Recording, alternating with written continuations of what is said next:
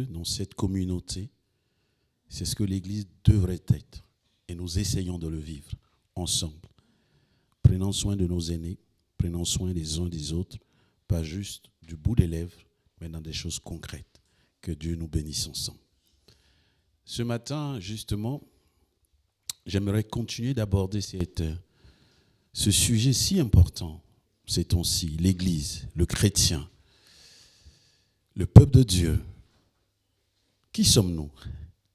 C'est une question évidente. Nous savons qui nous sommes, n'est-ce pas? Pourquoi nous sommes ce que nous sommes? Nous le savons aussi, n'est-ce pas? Donc il n'y a même pas besoin de cette prédication finalement. Nous savons tout cela. Donc je vais rappeler certaines choses que nous savons et je prie que l'Esprit de Dieu nous éclaire, nous visite comme il a commencé à le faire depuis ce début de culte pour que nos vies chrétiennes soient baignées de la présence de Dieu. Et que sa grâce soit toute suffisante pour que nous vivions ce pourquoi il nous a créés. Amen. Et depuis mardi, nous avons commencé la lecture dans cette épître aux Éphésiens. Il faut dire que cette lettre, quand l'apôtre Paul la reçoit et qu'il écrit de la part de Dieu, inspiré par le Saint-Esprit, il l'adresse à une église qui s'appelle l'église d'Éphèse. Et dans cette église, vous savez, il y a deux types d'églises au premier siècle. Il y a des églises où il y a des juifs, donc ceux qui connaissent les lois de l'Ancien Testament, donc qui sont d'une façon ou d'une autre éduqués par rapport à la parole de Dieu dans l'Ancien Testament. Et puis, il y a tous ceux qui ne sont pas juifs et qui sont des gens dont la vie a été baignée par pas mal d'idolâtrie, de religion. Et les Éphésiens font partie de ce monde gréco-romain, effectivement, où on ne connaissait pas, en tout cas, ce n'était pas la pratique de vivre avec ce Dieu biblique. Et donc, l'apôtre Paul va s'adresser à des chrétiens d'origine autre que le peuple juif. Ce sont donc des chrétiens qui ne sont pas liés à ce qu'on appelle la loi de Moïse. Et il sait qu'il doit les former d'une façon différente.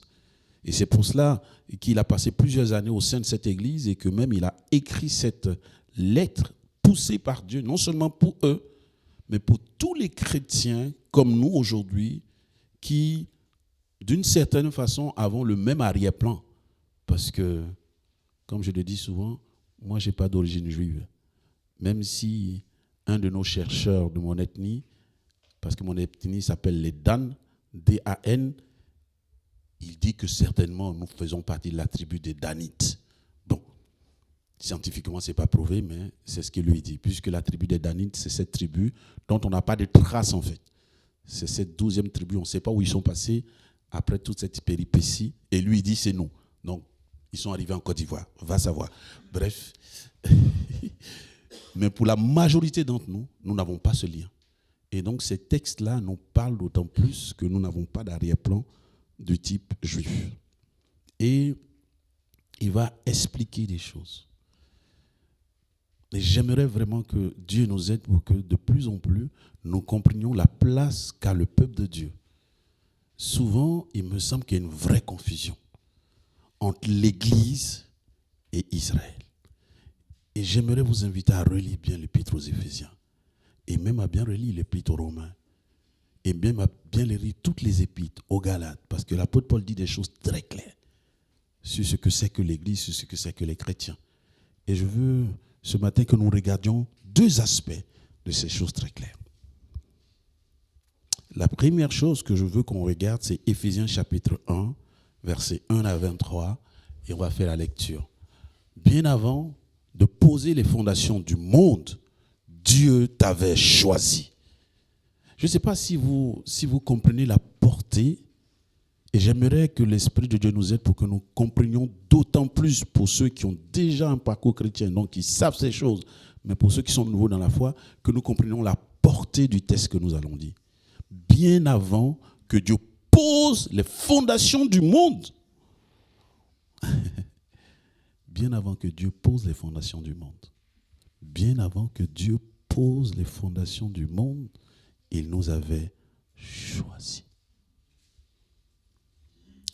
Faisons la lecture. À partir du verset 1. Paul, apôtre de Jésus-Christ par la volonté de Dieu, salue ceux qui, à Éphèse, font partie du peuple saint et croient en Jésus-Christ. Que la grâce et la paix vous soient accordées par Dieu notre Père et par le Seigneur Jésus-Christ. Béni soit Dieu, le Père de notre Seigneur Jésus-Christ, car il nous a comblés de toute bénédiction de l'Esprit dans le monde céleste, en raison de notre union avec Christ. En lui, bien avant de poser les fondations du monde, il nous avait choisis pour que nous soyons saints, sans reproche devant lui. Puisqu'il nous a aimés, il nous a destinés d'avance à être ses enfants qu'il voulait adopter par Jésus-Christ. Voilà ce que, dans sa bonté, il a voulu pour nous, afin que nous célébrions la gloire de sa grâce qu'il nous a accordée en son Fils bien-aimé. Verset 7. En Christ, parce qu'il s'est offert en sacrifice, nous avons obtenu la délivrance, le pardon de nos fautes. Dieu a ainsi manifesté sa grâce dans toute sa richesse et il a répandu sur nous avec surabondance, en nous donnant pleine sagesse et pleine intelligence, nous ayant fait connaître le secret de son plan. Ce plan, il l'a fixé d'avance dans sa bonté en Christ pour conduire les temps vers l'accomplissement. Selon ce plan, tout ce qui est au ciel, tout ce qui est sur la terre doit être harmonieusement réuni en Christ. Et c'est aussi en Christ qu'il nous a accordé notre part d'héritage, conformément à ce qu'avait été fixé celui qui met en œuvre toutes choses, selon l'intention qui inspire sa décision. Ainsi, nous avons été destinés d'avance à célébrer sa gloire, nous qui, les tout premiers, avons placé notre espérance dans le Messie.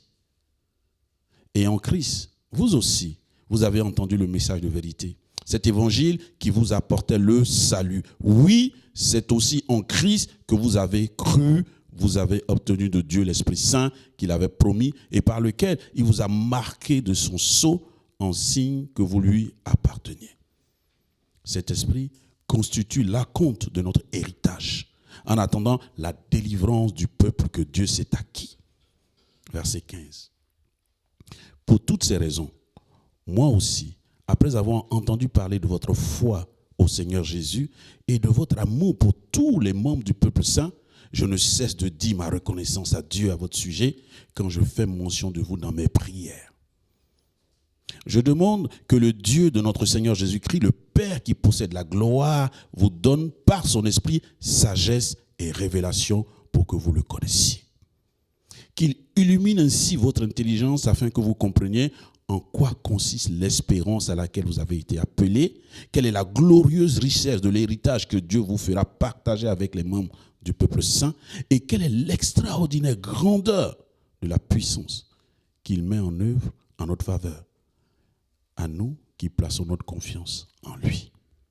Cette puissance, en effet, il l'a déployée dans toute sa force en la faisant agir en Christ lorsqu'il a ressuscité et l'a fait siéger à sa droite dans le monde céleste. Verset 21. Là, Christ est placé bien au-dessus de toute autorité, de toute puissance, de toute domination et de toute souveraineté. Au-dessus de tout nom qui puisse être cité, non seulement dans le monde présent, mais aussi dans le monde à venir. Dieu a tout placé sous ses pieds et Christ domine toutes choses. Il a donné pour chef à l'Église, qui est son corps, lui qui habite la plénitude de Dieu, qui remplit tout en tous. Amen. Quelle parole libérée avec puissance par cet apôtre de Jésus-Christ. Bien avant la fondation du monde, bien avant de poser les fondations du monde, Dieu nous avait choisis. Il dit, vas-y s'il te plaît, que le Père céleste nous a comblés de toute bénédiction de l'esprit. Dans certaines versions, c'est dit toute bénédiction spirituelle dans le monde céleste. Et pourquoi il a fait ça? En raison de notre union avec Christ Jésus. Amen. Et c'est vrai que dès qu'on parle de bénédiction, nous sommes portés en tant qu'êtres humains à regarder les aspects matériels, les aspects visibles. Et c'est juste parce que Dieu bénit aussi à ce niveau-là. Hein, c'est le Dieu de la bénédiction. Mais regardons dans ce texte s'il s'agit d'abord de ce type de bénédiction. Est-ce que ces bénédictions sont la norme ou sont secondaires ou sont prioritaires? Regardons de quelle bénédiction il s'agit. En lui, bien avant de poser les fondations du monde, il nous avait choisis pour que nous soyons saints et sans reproche devant lui, pour que nous, puisqu'il nous a aimés, il nous a destinés d'avance à être ses enfants qu'il voulait adopter par Jésus-Christ. Cette parole de Dieu proclame. Et je prie que pendant que nous méditons ensemble ce texte, je prie la prière de l'apôtre Paul à la fin de ce texte où il dit « Je prie que Dieu illumine les yeux de votre cœur qui vous donne la sagesse. » Que Dieu nous donne la sagesse. Ce texte dit que bien avant qu'il ne crée le monde, il t'avait déjà choisi. Bien avant qu'il crée le monde. On est comme dans un film, dans un rêve éveillé. Bien avant que Dieu crée le monde, il m'avait choisi. Waouh!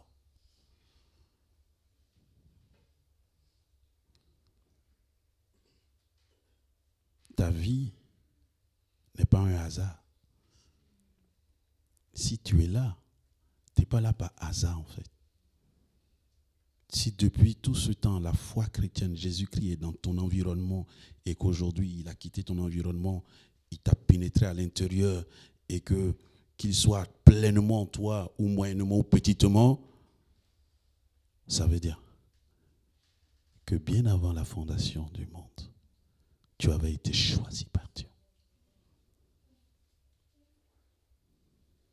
Que l'Esprit de Dieu nous aide à comprendre toute la portée de ce que ça veut dire.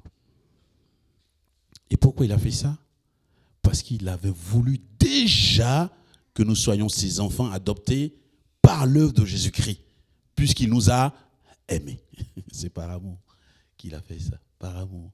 N'oubliez pas que la parole dit que Dieu est amour. L'amour n'est pas un attribut de Dieu. L'amour fait partie de la nature de Dieu. Dieu est amour. Et par amour, bien avant qu'il fonde le monde, il t'avait choisi.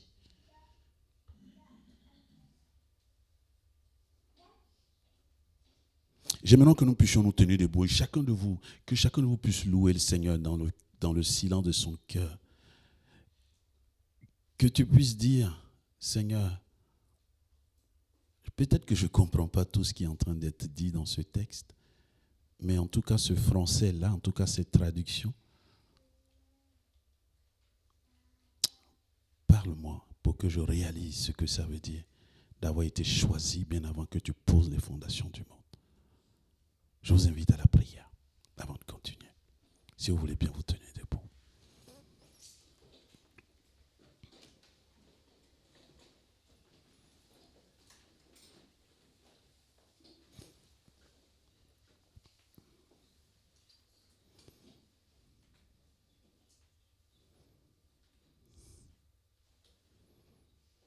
Et pendant que nous prions comme ça dans notre cœur, je vais inviter Émile à me rejoindre pour prier avec nous.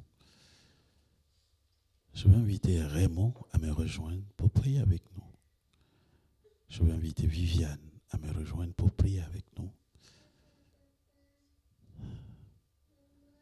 Et je vais aussi inviter Nicole à me rejoindre pour prier avec nous. Émile, Raymond, Viviane et Nicole, venez prier avec nous. On a besoin de prier des fois pour ces choses. Merci Seigneur.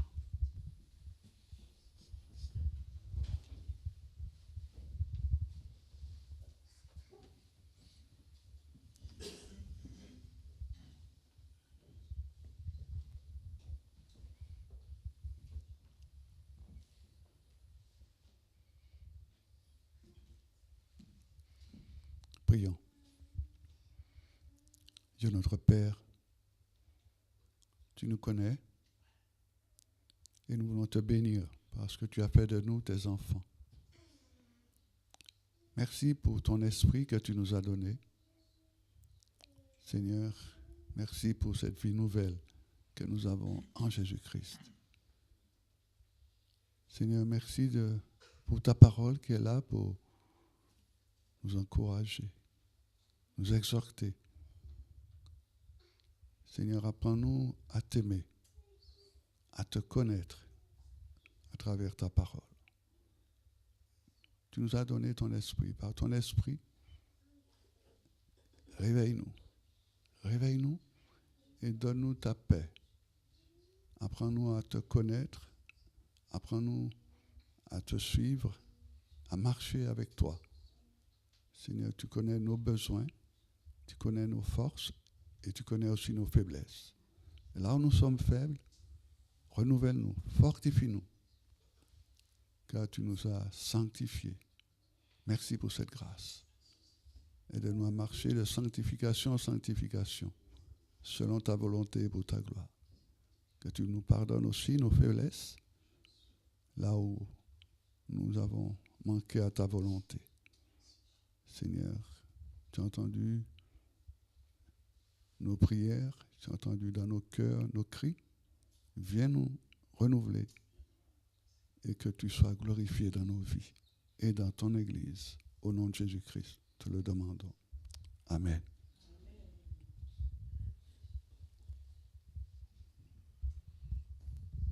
Seigneur, quand je regarde le ciel, l'ouvrage de tes mains, la lune et les étoiles, comme dirait le psalmiste, qui suis-je et qui sommes-nous pour être ici ce matin, comme étant identifié le peuple de Dieu, l'Église, en qui tu as mis toute ton affection, parce que c'est pour nous que tu as envoyé ton Fils bien-aimé Jésus-Christ, mourir à la croix, ressuscité, sorti victorieux du tombeau pour que chacun de nous ayons cette espérance, une espérance vivante. Merci parce que chaque jour de notre vie qui passe, nous sommes, je dirais, dans l'extase de considérer et d'être en attente de ton retour glorieux, dirigé, conduit, instruit par ton Esprit Saint qui nous renouvelle, qui nous fortifie, qui nous réconforte chaque jour en dépit des circonstances, en dépit des situations parfois que nous traversons plus ou moins difficiles. Mais nos yeux sont sur toi. Alors nous te bénissons, nous te rendons grâce en ce matin pour la joie que tu nous donnes de t'appartenir, d'avoir été choisi, parce que ce n'est pas un mérite, c'est une grâce. Et chaque jour, tu nous accordes grâce sur grâce, faveur sur faveur, pour rester attachés au cortège de ton royaume. Béni sois-tu, ô Père Céleste, pour chacun de nous, et fais fleurir, fais épanouir en chacun de nous la grâce que tu as déversée par-delà toute attente de chacun de nous. Tu nous as donné au-delà de ce que nous te demandons et de ce que nous espérons, et quand bien même encore aujourd'hui, nous n'avons pas tout saisi, tout compris. Loué sois-tu en Jésus-Christ. Amen.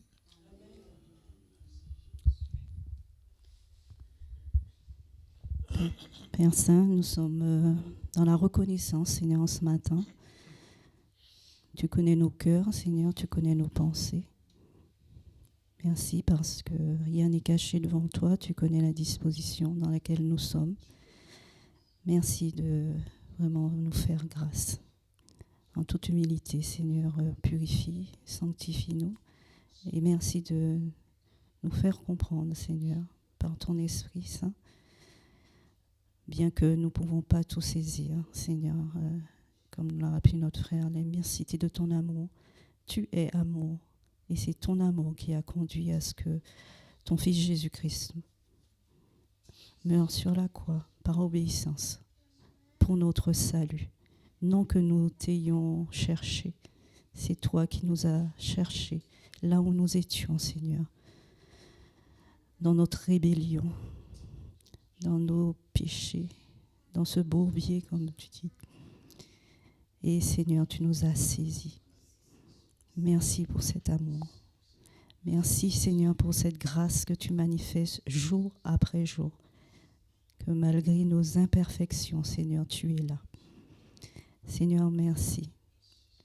Merci de nous soutenir jour après jour et de nous fortifier afin que vraiment par ta grâce, nous puissions marcher dans cette obéissance. Car Seigneur, oui, c'est par obéissance que nous devons marcher, nous devons faire, Seigneur, ta volonté parce que tu nous aimes et tu veux que nous puissions t'aimer aussi, non parce que nous nous sentons forcés, mais par amour. Seigneur, merci de renouveler encore en nous cet amour, pour cet engagement, pour encore persévérer, tenir bon. Merci parce que tu nous as fait la promesse d'être avec nous tous les jours et de nous soutenir dans cette marche. Il y aura des difficultés, tu nous l'as dit. Jésus-Christ a souffert. Il nous a dit que ce qui lui est arrivé à lui, à nous-mêmes aussi, nous ne serons pas épargnés. Mais merci. Grâce te sera rendue parce que tu nous soutiens. Nous te bénissons, nous te louons et merci pour l'œuvre que tu as commencée en chacune de nos vies et que tu rendras parfait pour ta gloire. Nous te bénissons dans le nom de Jésus. Amen.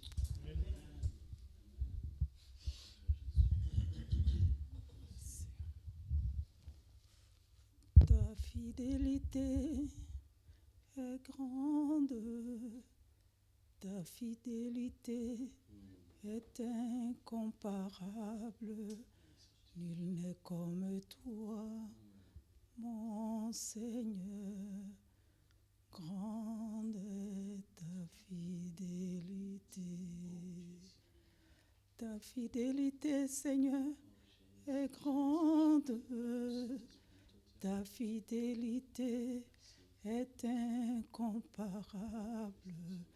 Nul n'est comme toi, mon Seigneur. Grande est ta fidélité. Papa, nous voulons te dire merci. D'un commun accord ce matin, nous savons que tu es amour. Ton nom est amour. Et c'est pour cela que nous sommes là ce matin. Qu'avons-nous que nous n'ayons reçu, Papa? Tout vient de toi, nous sommes conscients. Sans toi, ce matin, il n'y aurait pas de culte. L'amour de la Gethsémani jusqu'à Golgotha, le sang qui a coulé, n'a pas été en vain. Merci pour ton amour. Merci parce que tu nous aimes. Ta parole nous dit, si tu devais tenir compte de nos iniquités, Père, qui subsisterait devant toi ce matin? Chaque jour, tu nous pardonnes. Tu connais nos cœurs remplis d'amertume, nos cœurs remplis de manque d'amour, nos cœurs remplis de haine. Seigneur, oh là, Dieu notre Père, je veux te dire merci encore ce matin pour ce rappel de l'amour. Je veux te dire merci ce matin. Tu tardes à venir, c'est à cause de ton amour. Parce que tu veux que le grand homme soit sauvé. Tendre Père, ce matin, nous voulons te confier chacun de nous. Apprends-nous à aimer. Apprends-nous à aimer, même quand cela ne nous arrange pas, parce que toi, ça ne t'a pas arrangé de donner ton fils pour moi. Moi, Seigneur. Jésus est mort pour moi. Père, quand je regarde ma vie en arrière, quand je regarde à gauche, à droite, quand je regarde ma vie, Seigneur, je vois ton amour. Je vois ton amour. Et chacun de nous ce matin, Seigneur, nous savons d'où tu nous as sortis. Et nous voulons te dire, aide-nous à t'aimer. À t'aimer, Seigneur. À ne pas aimer mon voisin, celui qui est à côté de moi, mais à regarder à toi, Seigneur, afin d'avoir ce véritable amour qui vient de toi. Père, la gloire est à toi ce matin. L'honneur est à toi. Merci pour cette journée que tu nous accordes. Merci pour la victoire sur l'amour. Au nom de Jésus. Amen. Amen. Merci. Que Dieu vous bénisse. Veuillez vous asseoir. Ça va aller.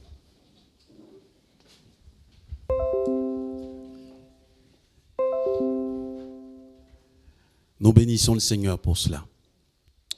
Vas-y, s'il te plaît.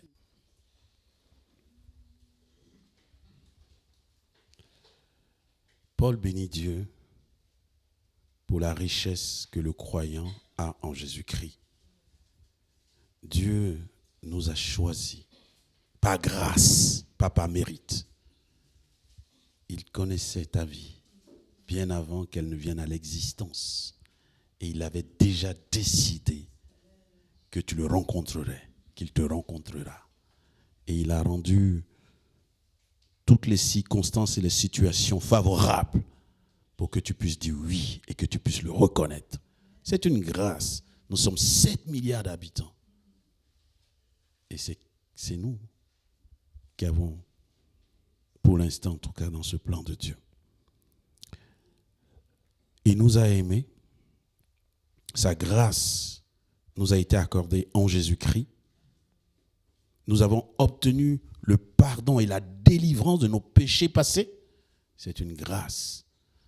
Dieu a remis notre compteur de péché à 0 lorsqu'il nous a rencontrés. Il dit, ne me souvenant plus de ce que vous avez fait avant, toutes choses sont devenues nouvelles. Nous sommes une nouvelle création. Nous sommes repartis à 0 avec le Dieu de gloire. Et ce qui nous conforte dans cette idée, c'est ce brigand à la croix. Quand il a reconnu son péché, à quelques minutes de sa mort, Christ, à côté de lui, il a dit, souviens-toi de moi quand tu seras dans ton paradis. Et Christ lui a dit, dès ce soir, tu seras avec moi dans le paradis. À 0, sa vie passée. À 0, sa vie passée.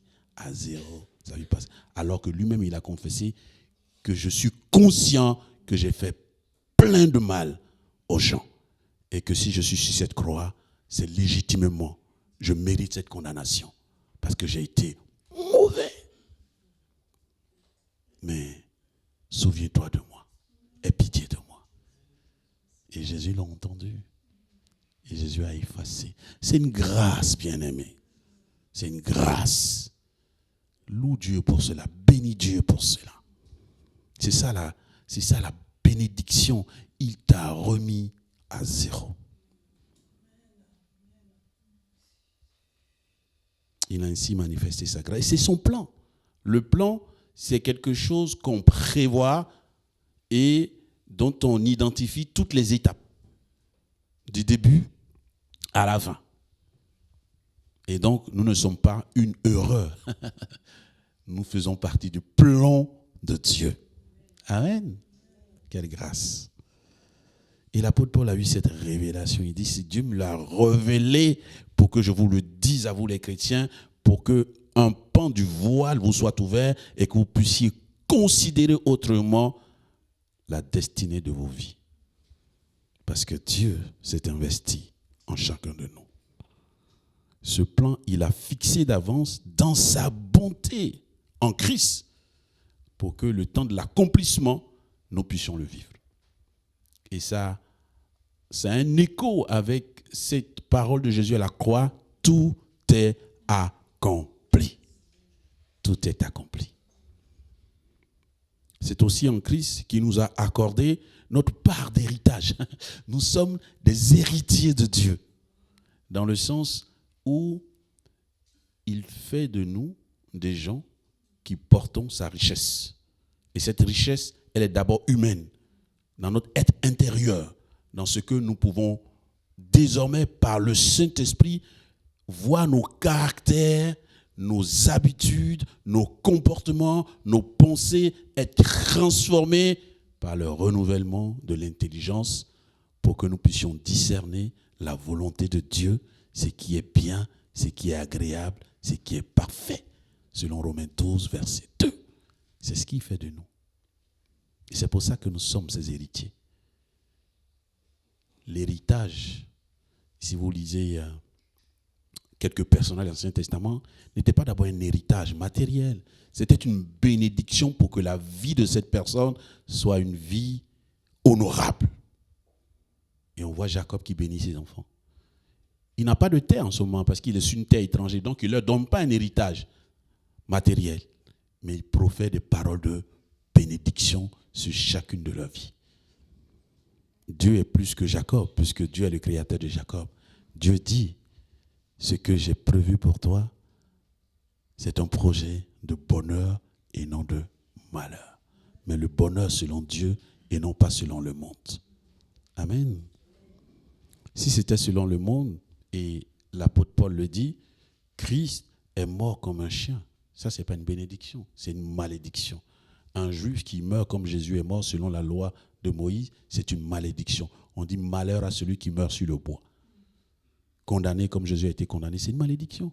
Or, de cette malédiction, Dieu suscite une bénédiction. Parce que lui, il était sans péché, en fait. Amen. Tout est accompli. Nous sommes les héritiers.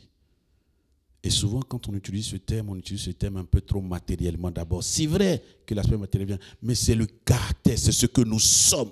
C'est notre être qui est l'héritier de Dieu. Nous sommes ses enfants, et de sorte que quand nous marchons, quand nous vivons, on nous identifie. Voici une fille de Dieu. Voici un fils de Dieu. Voici un enfant de Dieu. Alléluia. C'est une grâce et c'est une responsabilité. Vous avez les héritiers de ceux qui sont matériellement riches. Ils ont du mal même à se promener parce que plein de choses les guettent, en fait. Ils n'ont pas une vie normale. Parce qu'ils sont surprotégés, parce que. Or, nous, et moi j'aime ce Jésus, parce qu'il est venu au monde comme l'un d'entre nous. Il n'est pas venu au monde comme un prince protégé, surprotégé. Il était dès sa naissance accessible à tout le monde, dès sa naissance. Les bergers sont venus le voir, les rois mages sont venus le voir. Tout le monde avait accès à lui. Et tout le temps de sa vie, tout le monde avait accès à lui alors qu'il était fils de Dieu. Donc, nous qui sommes ses enfants, il nous donne cet héritage de vie. En Christ, vous aussi, vous avez entendu ce message de vérité, cet évangile qui vous apportait le salut. Oui, c'est aussi en Christ que vous, qui avez cru, vous avez obtenu de Dieu l'Esprit Saint. Tout chrétien bénéficie, de la présence de l'Esprit de Dieu, du Saint-Esprit. Cette troisième personne de la Trinité, bien-aimé, expérimente la présence de l'Esprit de Dieu. Ce n'est pas quelque chose de mystique, c'est une parole de Dieu. Et dit que si tu es chrétien, c'est parce que l'Esprit de Dieu t'a titillé, sinon tu ne peux pas devenir chrétien. C'est lui qui nous met en mouvement pour que notre réponse soit oui. Donc si tu as dit oui à Jésus, l'Esprit de Dieu, il est avec toi. Il est avec toi. Il est avec toi. Et quand on lit le livre des Actes des Apôtres, il était là parmi les apôtres. Il leur parlait, il les mettait en mouvement par les circonstances, par les occasions, mais surtout par la méditation, la lecture de la parole de Dieu et dans la prière. Amen. L'apôtre Paul peut dire, si nous sommes nés par l'Esprit, marchons aussi par l'Esprit. C'est un projet immense. C'est un projet qui récapitule tout en Christ. Ce texte est tellement puissant. Tout est récapitulé en Christ. C'est-à-dire que nous qui sommes des petits Christ, c'est incroyable l'identité que nous avons parce que nous sommes les petits de celui en qui tout est concentré. Jésus-Christ. Que ce soit ce qui est au ciel, que ce soit ce qui est sur la terre, que ce soit tout le cosmos et tout l'univers, ce texte dit tout est concentré en Christ Jésus. Que Dieu continue de nous aider. Vas-y, s'il te plaît. Et Paul va prier. De la louange, il va passer à l'intercession. Et il dit quelque chose qui est remarquable. Il dit, moi aussi, je prie pour vous maintenant. Pourquoi? Il dit, pour toutes ces raisons, pour toutes ces bénédictions, pour votre être que vous êtes, je prie pour vous, parce que j'ai entendu parler de votre foi au Seigneur Jésus. Ah, je bénis Dieu pour votre foi. Et j'ai entendu parler de votre amour les uns pour les autres. Et je bénis Dieu pour cet amour dont le témoignage m'est parvenu. Verset 17, je demande que le Dieu de notre Seigneur Jésus, qui est le Père qui possède la gloire, vous donne par son esprit sagesse et révélation. Que Dieu nous aide. Nous avons besoin de sagesse. La sagesse, la Bible dit que le commencement de la sagesse, c'est la crainte de Dieu. Craindre Dieu, c'est honorer sa parole, croire que ce qu'il a dit est vrai et s'y soumettre. Obéir avec amour, pas par contrainte. Dieu ne contraint personne. Or, en la matière, lui, il peut nous contraindre parce qu'il est tout puissant. La Bible dit, il dit et la chose s'accomplit aussi. Donc, si c'est pour nous contraindre, il peut le faire, mais il n'a pas souhaité le faire parce qu'il nous a créés à son image.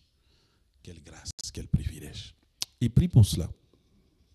Il dit pour que l'Église puisse célébrer la gloire de Dieu. C'est pour cela que nous aimons venir au culte. Pour célébrer la gloire de Dieu, pour toutes les grâces qu'il nous fait, même dans l'épreuve. Moi, je me réjouis d'une chose. C'est que la Bible dit que quelle que soit l'épreuve, elle ne sera pas capable de te submerger. Elle ne sera pas capable de te consumer totalement. Parce que Dieu ne le permettra pas.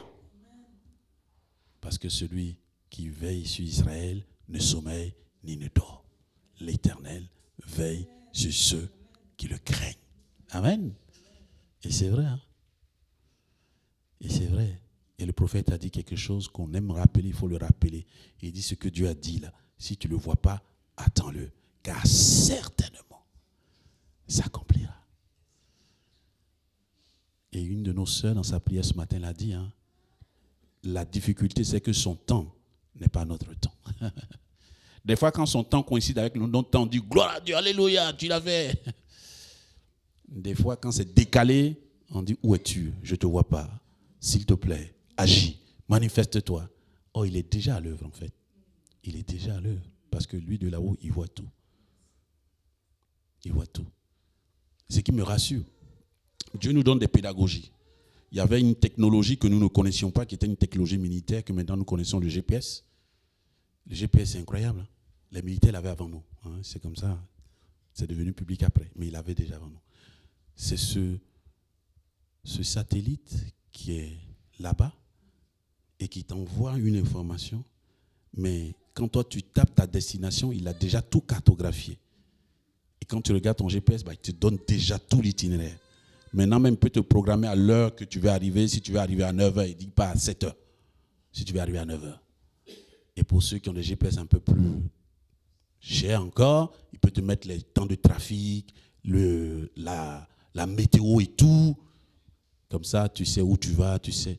Regardez, ça, c'est les hommes qui font ça. Et Dieu alors? Et Dieu alors? Il connaît ton itinéraire. Alléluia. Il connaît ton itinéraire. De là où il est, il sait où tu es. Et il sait où tu vas. Et des fois, il dit, oula, où est-ce que Serge va là? C'est pas la bonne direction. Et Serge, il fonce. Et Dieu met des petits signaux, mais il ne voit pas. Il ne voit pas. Mais il ne s'arrête pas de mettre les signaux. Jusqu'à ce que tu... Ah, j'ai compris. Seigneur, merci. Et tu prends la direction du Seigneur. Amen. C'est un Dieu qui veille sur nous, qui nous aime, qui nous conduit. Il ne faut pas en douter. Et l'apôtre Paul dit que nous avons besoin pour cela de sagesse et de révélation. Parfois, nous avons besoin de lui demander et il va nous guider. Mais quand il nous guide, soyons sages pour discerner les signes qu'il met devant nous.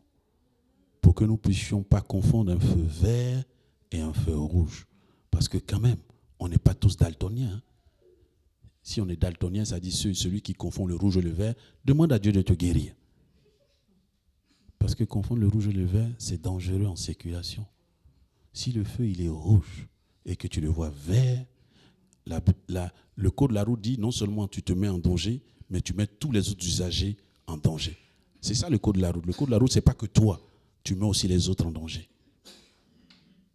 Il y a des accidents, tu es triste. Parce que celui qui était l'auteur de l'accident, il est vivant. Et celui qui ne s'attendait pas quand le cogne, il est mort.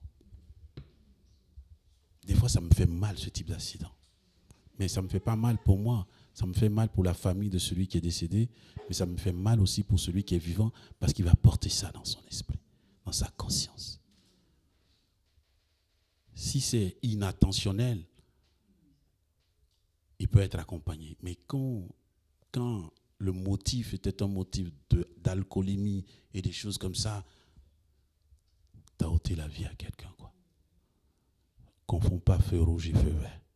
Demande à Dieu la sagesse et la révélation. Pour que si le feu est rouge, que tu n'y t'y engages pas. Que si le feu est vert, que tu ne te retiennes pas non plus. Hein? Parce qu'il y a des gens, feu vert, ils sont là et tout le monde klaxonne. Pimpin, mais c'est vert, il faut avancer maintenant. Donc pour que quand c'est vert aussi, tu avances avec ton Dieu, avec confiance. Amen. Que tu avances avec confiance. Parce que c'est vert.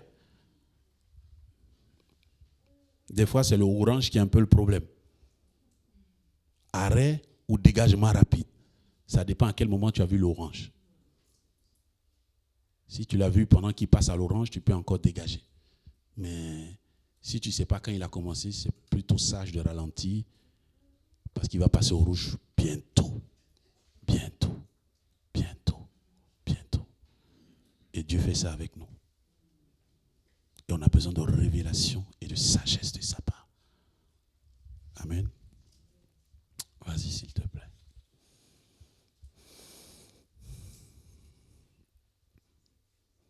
Dieu a manifesté cette puissance en établissant Christ comme chef de l'Église. L'Église était déjà bien avant la fondation du monde dans le plan de Dieu. L'Église n'est pas une erreur. L'Église n'est pas « Ah, le peuple d'Israël a échoué et Dieu a choisi l'Église ». Non, c'est faux. Bien avant, il avait déjà choisi l'Église comme la continuité de son plan, comme le peuple auquel il voulait arriver en fait. Et on l'a déjà un peu expliqué dans le chapitre 12 de Genèse, dans la bénédiction d'Abraham, il y a déjà et les descendants biologiques, mais aussi toutes les nations qui sont dans cette bénédiction. Donc Dieu avait déjà prévu que les Guadeloupéens, les Martiniquais, les Haïtiens, les Guyanais, les Africains, les Japonais, les Australiens, les Américains, les Canadiens, les Asiatiques, Dieu avait déjà prévu que tous ces peuples-là fassent partie de son peuple et non pas simplement Israël. Non pas simplement Israël. Verset 4.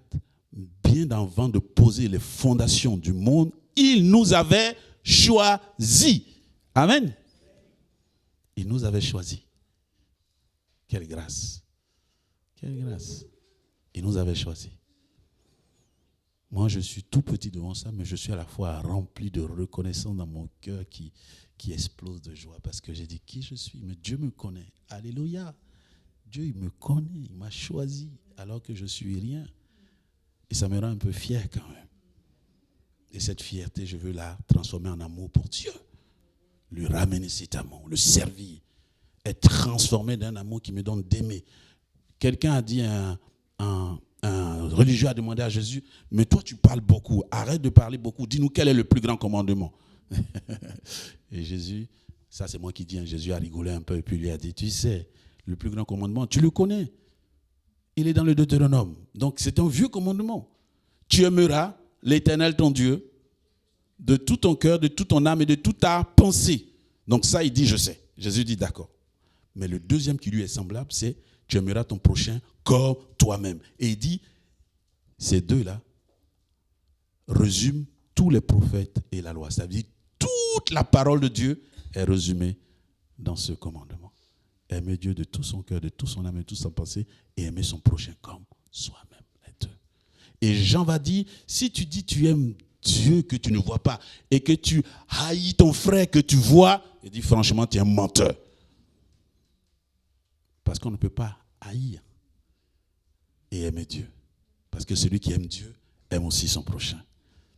Et sur cette question, la personne doit lui demander, mais c'est qui est mon prochain? Et c'est ça qui est formidable. Jésus dit pas, il ne définit pas le prochain. Il prend une parabole, la parabole du bon Samaritain. C'est une parabole qui est terrible. Parce que Jésus dit, voici quelqu'un qui vient de Jérusalem pour Jéricho. Donc c'est un bon juif qui vient de Jérusalem.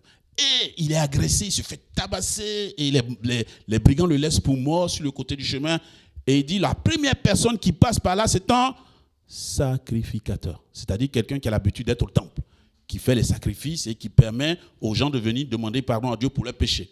Il dit, ce sacrificateur a vu se blesser, il a bien identifié, et il passe à son chemin. La deuxième personne dit c'est un lévite. Un lévite, c'est quelqu'un qui, depuis Aaron, a été investi dans le service au temple. Ce lévite aussi est passé, il a vu le blessé, il a identifié et il passa son chemin. Et dit voici qu'un samaritain. Vous savez, un samaritain, dans la pensée d'un juif, un samaritain, c'est vraiment quelqu'un qui est religieusement incorrect. Lui, de toutes les façons, il va aller en enfer, un samaritain, et les juifs n'ont pas de relation avec un samaritain. Donc, que Jésus prenne un samaritain. Et il dit, le samaritain a vu se blesser. Non seulement il s'est arrêté, il a pris soin de se blesser. Et il a dit, mais même si je prends soin de lui là, je ne peux pas le laisser sur le bord de la route. Il a pris pour l'amener dans la ville d'après. Il n'a pas juste amené dans la ville d'après, il a confié aux bons soins de quelques personnes. Il n'a pas juste confié aux bons soins, il a même donné des moyens pour qu'on prenne soin de lui les jours qui viennent jusqu'à ce qu'il se rétablisse. Et Jésus dit à son interlocuteur, d'après toi, qui a été le prochain de cet homme blessé? Il dit, c'est le Samaritain. Il dit, tu as tout compris. Toi, va et fais de même. Ça nous interpelle. On peut être de bons religieux et passer à côté de ce que Jésus appelle l'amour du prochain. Que Dieu nous aide. On a besoin de révélation, on a besoin de sagesse. Bien-aimés, nous avons besoin de comprendre que bien avant la fondation du monde, Dieu nous avait choisis à cause de notre union avec Jésus-Christ. Pour faire quoi? Pour que nous soyons ses enfants par adoption. Pour que nous puissions vivre et parler de lui. À chaque fois que nous faisons cela, le royaume de Dieu s'agrandit. À chaque fois que nous ne faisons pas cela, le royaume de Dieu ne s'agrandit pas. Il dit, de par l'amour que vous vivrez, le monde saura que vous êtes mes disciples. Et j'attirerai des hommes et des femmes à moi. Aidons, soyons des héritiers de Dieu dans nos vies individuelles, particulières, simples, mais en laissant Dieu nous transformer, pétris de son amour par son esprit, pour que nos vies dégagent un parfum de bonne odeur à la gloire de Dieu. Et que cette bonne odeur puisse attirer d'autres hommes et d'autres femmes, à commencer dans nos familles, à Dieu. J'aimerais arrêter là pour ce matin. On continuera la suite la fois d'après. Que Dieu nous aide. Peut-être juste la conclusion de cette première partie. Paul bénit Dieu et il développe la vision qu'il reçoit de Dieu. C'est une vision large et profonde de l'œuvre de Dieu. Il veut encourager les croyants à considérer la place centrale de l'Église dans le projet de Dieu. Nous avons une place centrale en tant qu'Église. Nous devons continuer de vivre une vie chrétienne épanouie. L'épanouissement, ce n'est pas l'absence de difficultés. L'épanouissement, ce n'est pas l'absence d'épreuves. Tant que nous sommes sur cette terre, nous en aurons des épreuves. Il ne faut pas se leurrer, c'est vrai. Ceux qui ne le savent pas, ils ne savent pas, mais ils se trompent des fois. Même les riches ont des épreuves. Moi, je connais un riche qui malheureusement ne dort presque pas parce qu'il est hanté par la faillite. Donc tous les jours, il réfléchit à comment son entreprise ne va pas. C'est un fardeau pour lui. Au point où sa vie de famille a été détruite à cause de ça. Il est toujours riche, mais il n'a pas de famille. Donc la richesse est une bonne chose, mais elle ne résout pas tout. Elle ne veut pas dire qu'on n'aura pas d'épreuves. Donc qu'on soit pauvre, riche, mais si on est pauvre, c'est pas de... L'idée du chrétien, ce n'est pas de rester dans sa pauvreté, parce que Dieu aide aussi à ce qu'on ait des conditions minimales de vie. Amen. Il nous bénit en cela. Il dit, cherchez premièrement le royaume de Dieu et sa justice, et Dieu prendra soin de vous. Parce que Dieu sait que nous avons besoin de ces choses. La place. Dieu cherche un peuple qui réponde librement à son amour. La réponse à l'amour divin constitue la vocation et la raison d'être principalement de l'Église. Pourquoi Dieu t'a choisi avant la fondation du monde? C'est pour que tu manifestes son amour. Déjà là où tu es, déjà dans ta famille. Demande-lui la force, la sagesse, la révélation. L'Esprit de Dieu est là pour que nous vivions cet amour selon Dieu et pas selon le monde. Il dit, je vous donne ma paix. Pas comme le monde le donne, mais cette paix qui vous garde. As-tu réalisé ce que ce texte montre de l'ampleur de la foi chrétienne dans le plan de Dieu?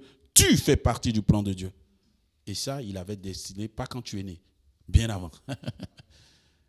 Ça ne veut pas dire que tous nos pas sont des pas finalement dirigés par Dieu comme des malades. Non, ça veut dire vis ta vie, mais vis-la bien.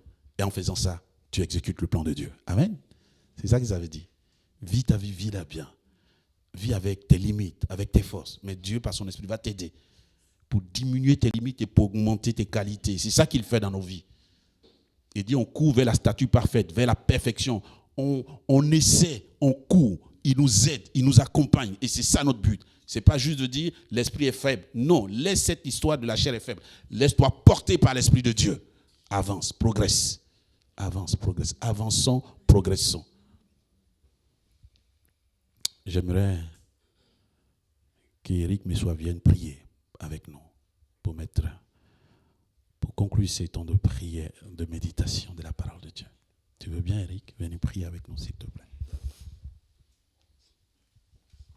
Merci, Seigneur.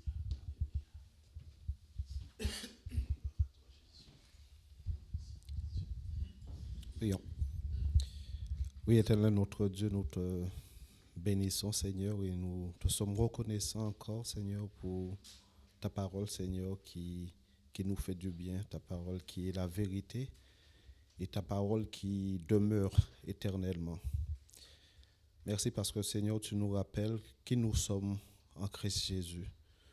Tu nous rappelles que bien avant la fondation du monde, Seigneur, tu nous avais déjà choisis.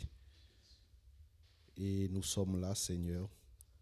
Nous sommes à tes pieds, Seigneur. Parfois, nous ne comprenons pas, Seigneur, cet amour que tu as eu pour nous, Seigneur, bien avant la fondation du monde, bien avant que tu crées le monde, que tu crées les anges, Seigneur.